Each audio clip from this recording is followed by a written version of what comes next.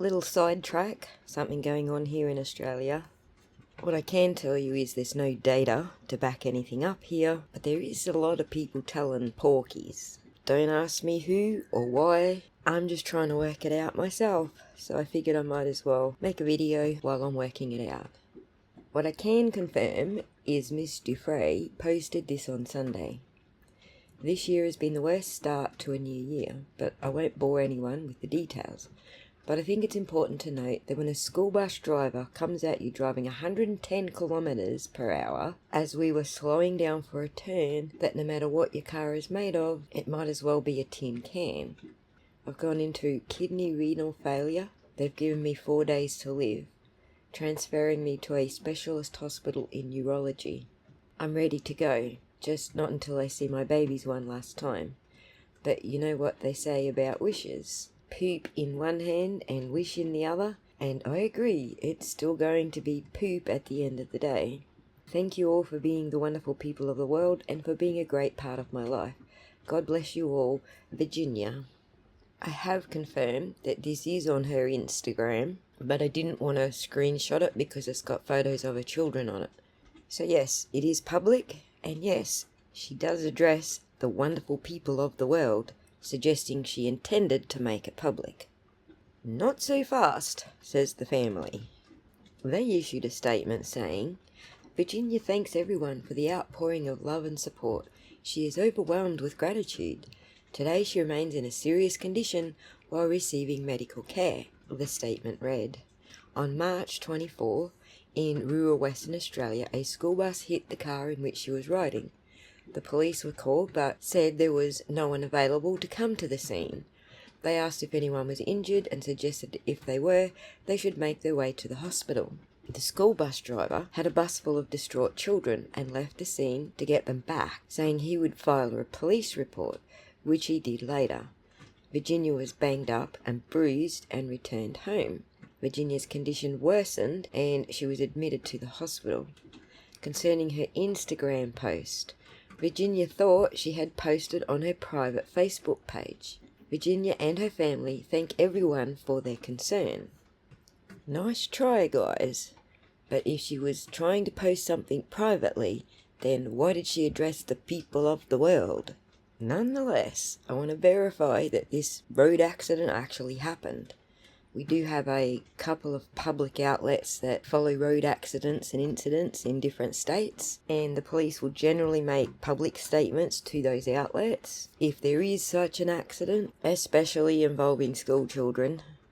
So, according to Auntie, which is what Australians call our public broadcaster, this incident allegedly happened last week. For Australians, that would be the 24th of March. For those in the Northern Hemisphere, that would be the 23rd of March. The general reporting about the incident seems to be the same across the board, but some of the details are messed up depending on which article you're reading. Auntie says the police deny the family's claims.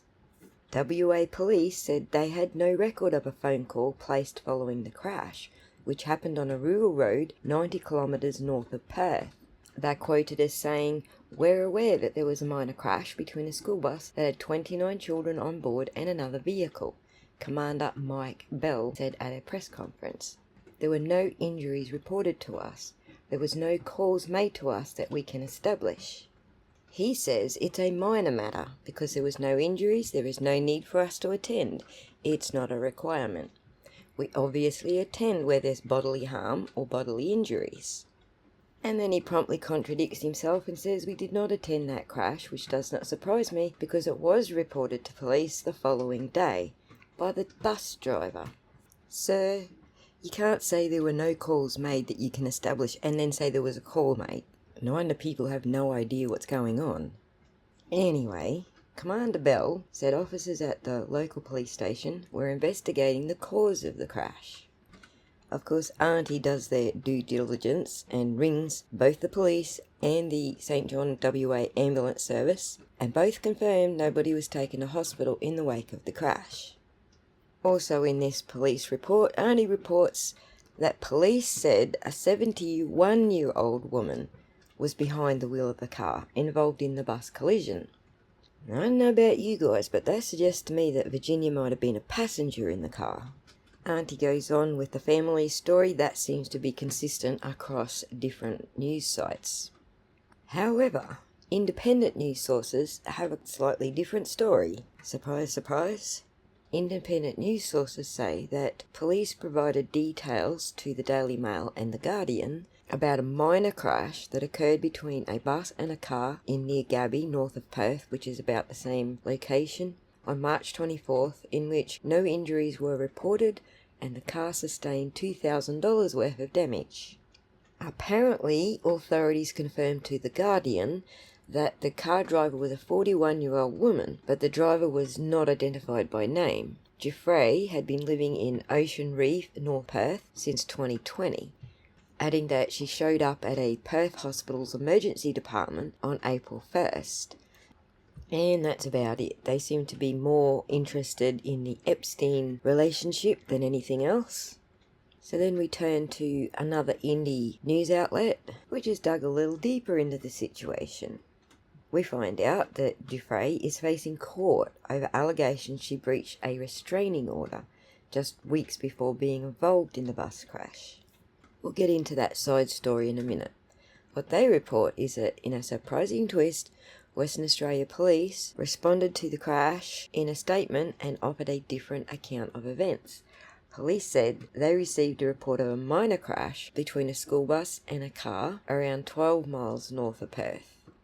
They do state the same place, near Gabby, which is about 90 kilometres north of Perth.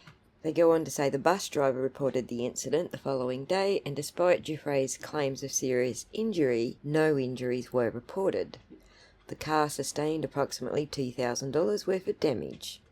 A source with knowledge of the situation told ITV News affiliate CNN that Giuffre is at a hospital in Perth but is not in a life-threatening condition. They go on to report the family statement, which is pretty much the same across the board, but then they delve into revelations about breaking the restraining order. They say Giuffre has been charged with breaching a family violence restraining order in Ocean Reef near Perth on February the 2nd. Her case was first heard in Northern Perth's Joondalup Magistrates Court on March 14th, where she entered no plea. The case is scheduled to return to court on April 9th. Her family released another statement on Wednesday saying she looks forward to defending herself. Virginia continues to be hospitalised in a serious condition, it added. And so the general story is that Giuffre and her husband moved to Perth from Cairns in 2020, and according to her own Instagram posts, it seems like this year they split up. The news tabloids expand a little further on the divorce situation. They say Miss Giuffre's estranged husband, Robert Giuffre, is also facing separate charges. WA court lists show the police charge Mr. Giuffre for an inadequate storage facility for his firearms in February this year and reckless driving exceeding the speed limit by 45 kilometres per hour or more on a length of road in September last year. Most roads that are a length of road in the middle of nowhere in Australia are generally between 100 and 110 kilometres per hour speed limit. So that puts him around the 150 mark. In miles, that would be about 90 miles an hour. For the reckless driving charge, Mr. Giuffre was fined $1,200 and lost his licence for 6 months. They go on to say the charge against Miss Giuffre hit the courts just days before she generated headlines following a bizarre bus crash incident. Details of the bus crash are scant. You don't say.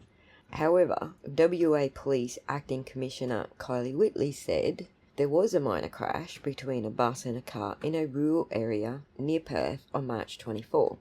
Police and St John WA Ambulance have stated nobody was taken to hospital following the crash and no one suffered serious injuries. The collision was reported by the bus driver the following day, the police said. The car sustained approximately $2,000 worth of damage. There were no reported injuries as a result of the crash. Again, they report the family statement with Miss Giuffre's agent saying that she still remains in a serious condition while receiving medical care. However, that's not what the hospitals report.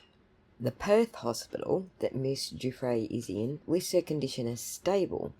According to 9 News Perth, who are obviously right there in the middle of the situation, Giuffre admitted herself to Joondalup Hospital in the northern suburbs of Perth with a pre-existing injury immediately after the collision.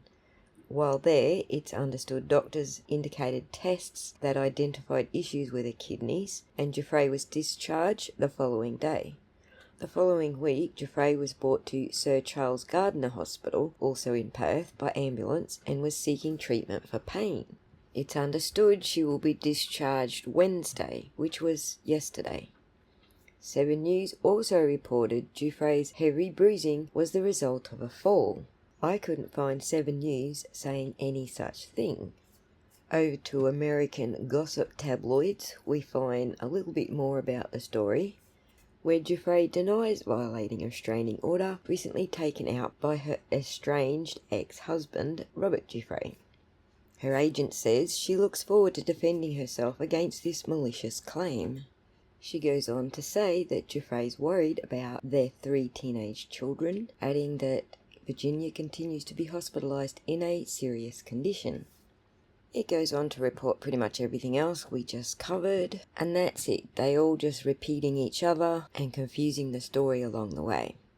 If the accident was in near Gabba, then it's closer to 90 kilometres north of Perth, not 20. They could be confusing the accident site with where she lives, which I believe could be around 20 kilometres north of Perth. And then whether she was the driver or a passenger and there was a 71-year-old in the car with her, I can't verify any of that either. But what I can tell you is that she posted this on Sunday saying she had 4 days left to live. And, well, we are now on Thursday and there's no news that she died. In fact, her agent still seems to be answering mainstream media calls and continuing to report that she is in a serious condition. But here's the thing. Every single news outlet didn't report on this last week when she posted it on Instagram.